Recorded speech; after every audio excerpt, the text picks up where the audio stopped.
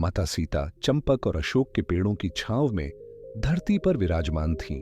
उनकी आंखें बंद थीं, पर मन कहीं बहुत दूर चल रहा था। शायद अयोध्या, शायद प्रभु श्री राम के चरणों में, या शायद आने वाले उस पल में जो सब कुछ बदल देने वाला था। अचानक वाटिका का द्वार धीमे से खुला। मंदोदरी भीतर आईं, चेहरे पर चिंता की रेखाएं, आंखों में भय और कदमों में जल्दबाजी। माता सीता ने उनकी ओर देखा, बिना कुछ कहे।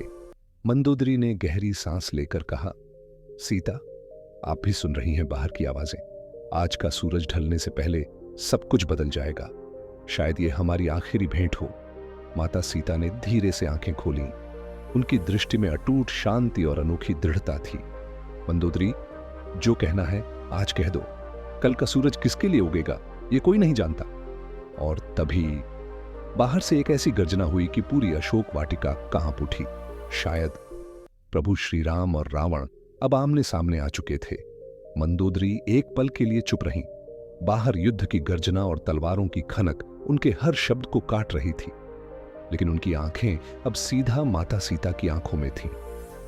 सीता, मैं रावण की पत्नी हूं, ये तुम जानती हो। मैंने उसके साथ सुख दुख के कितने ही पल बिताए हैं, पर आज मैं तुम्हें सच बताना चाहती हूं। माता सीता शांत थीं, जैसे उन्हें पहले से पता हो कि मंदोदरी क्या कहने वाली है। मंदोदरी ने आगे कहा, रावण ने जो किया वो गलत था। तुम्हें यहां लाना, तुम्हारे सम्मान को चुनौती देना। उसने सोचा, बल से वह सब कुछ पा लेगा। पर सीता, वो भूल गया कि सच्चा प्रेम बल से नहीं, त्याग से मिलता है। बाहर से बाणों की बारिश की आवाज आई। किसी के गिरने की भारी थाप सुनाई दी। शायद कोई बड़ा योद्धा धराशायी हुआ था। माता सीता ने धीमे स्वर में कहा, मंदोदरी, तुम्हारा दिल सच जानता है और मैं तुम्हारा दर्द समझ सकती हूं, लेकिन यह महायुद्ध सिर्फ मेरे लिए नहीं है। यह धर्म और अधर्म के बीच का युद्ध है। मंदोदरी की आंखें भर आईं। सीता, मुझे डर है, अगर रावण हार गया तो मैं विधवा हो जाऊंगी, और अगर जीत गया तो तुम कभी मुक्त नहीं हो पाओगी। दोनों ही स्थितियों में हम में से कोई भी सुखी नहीं होगा। माता सीता ने उनकी ओर गहरी नजर से देखा। शायद सुख हमारी नियति में है ही नहीं मंदोदरी, लेकिन सत्य की जीत हमारी नियति में है। एक पल के लिए दोनों स्त्रियां मौन रहीं। अशोक के पेड़ों की पत्तियां हवा में हिल रही थीं, मानो उनके शब्दों को सहेज रही हों। फिर अचानक बाहर से एक ऐसी दहाड़ सुनाई दी कि दोनों के दिल कांप उठे। वह दहाड़ किसी साधारण योद्धा की नहीं थी, वह रावण की थी। और उसके तुरंत बाद गूंजी प्रभु श्री राम की गर्जना। मंदोदरी ने कांपते स्वर में कहा, सीता, यह शुरू हो चुका है।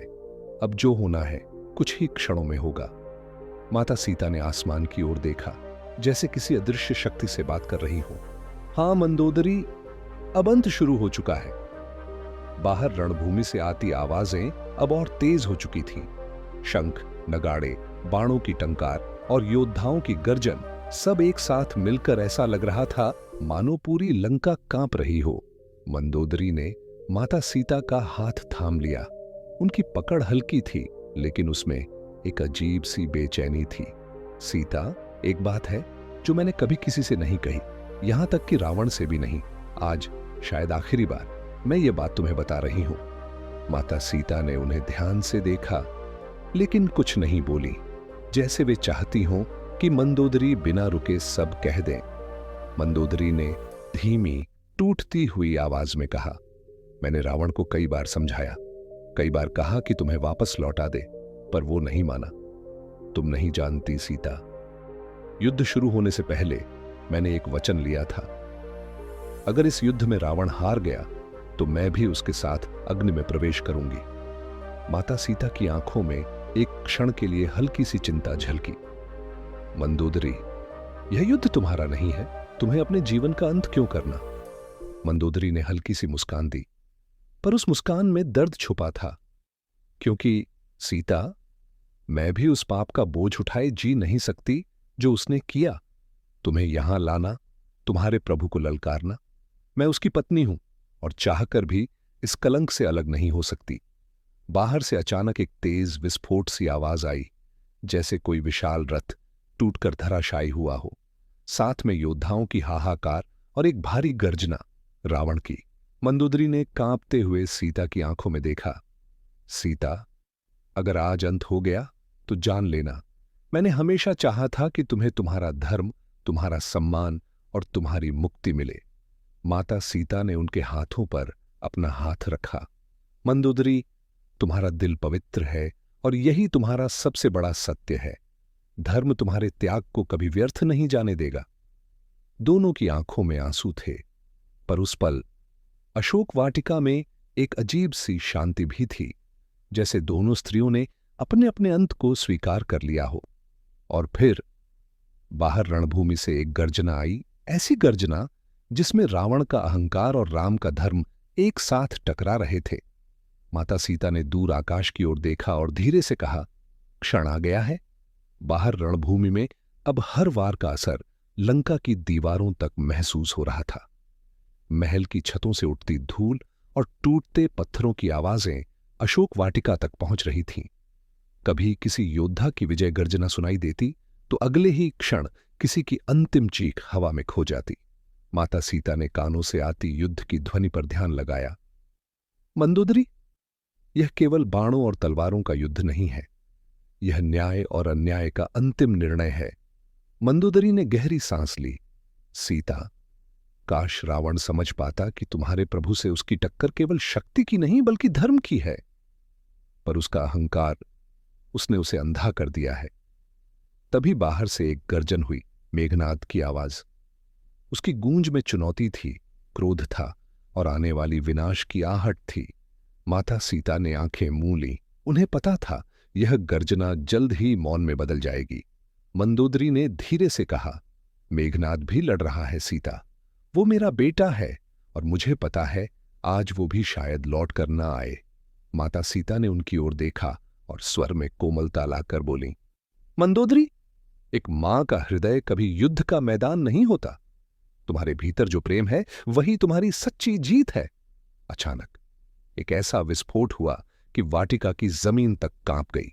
दूर से शंख की गूंज आई, विजय का संकेत, लेकिन किसका, अभी कोई नहीं जानता था। मंदोदरी ने खुद को संभाला और कहा, सीता, अगर आज रावण गिर गया तो लंका की ये स्वर्ण दीवारें भी राख हो जाएंगी, और अगर राम जीत गए तो तुम यहां से मुक्त हो जाओगी।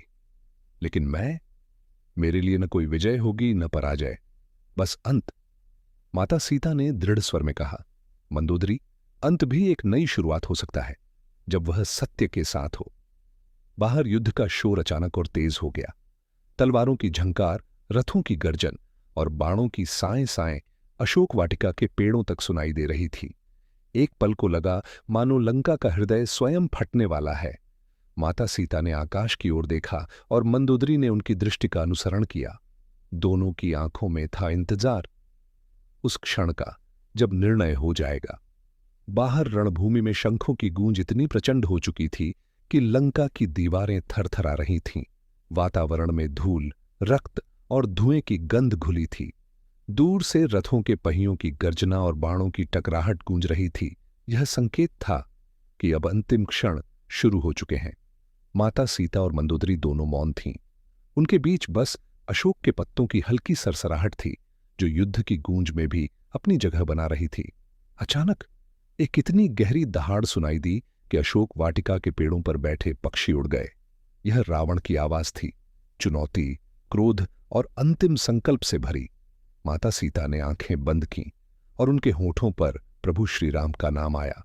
मंदोदरी ने कांपते स्वर में कहा, सीता, वो सामने आ गए हैं, रावण और तुम्हारे राम। अब जो होना है वही इतिहास बन जाएगा। अचानक रणभूमि से बाणों की झड़ी की आवाज आई और फिर धड़ाम, किसी विशाल रथ के टूटने की गूंज, जैसे आसमान से बिजली गिरी हो। माता सीता का हृदय धड़क उठा, पर उनका चेहरा वैसा ही शांत रहा। मंदोदरी की आंखों में आंसू भर आए। सीता, अगर वो गिर गया तो मेरा जीवन भी आज यहीं समाप्त होगा, लेकिन एक वचन चाहती हूं तुमसे। माता सीता ने उनकी ओर देखा। कहो मंदोदरी। अगर तुम्हारे राम जीत जाए तो उन्हें कहना, रावण केवल एक दुष्ट नहीं था, वो एक राजा भी था जिसने अपनी प्रजा से प्रेम किया। बस अपने अहंकार में अंधा हो गया। माता सीता ने उनका हाथ थामा। मैं वचन देती हूं, तुम्हारी यह बात प्रभु श्री राम तक पहुंचेगी। बाहर रणभूमि में अब केवल एक ही आवाज थी, तलवार और धनुष की टकराहट, दो शक्तियों का टकराव, और फिर एक ऐसी गर्जना जो पूरे लंका में गूंज गई। मंदोदरी की सांसें तेज हो गईं। सीता, यह अंत है, या तो उसका या तुम्हारे प्रभु का। और तभी एक शंख की लंबी विजयी ध्वनि ने युद्ध के शोर को चीर दिया। अशोक वाटिका में हवा थम सी गई। माता सीता ने आकाश की ओर देखा। उनकी आंखों में आंसू और होंठों पर बस एक शब्द, राम। मंदोदरी ने अपनी आंखें बंद कर लीं। चेहरे पर एक शांत मुस्कान और एक गहरी सांस के साथ वो अपने अंत की ओर बढ़ गईं।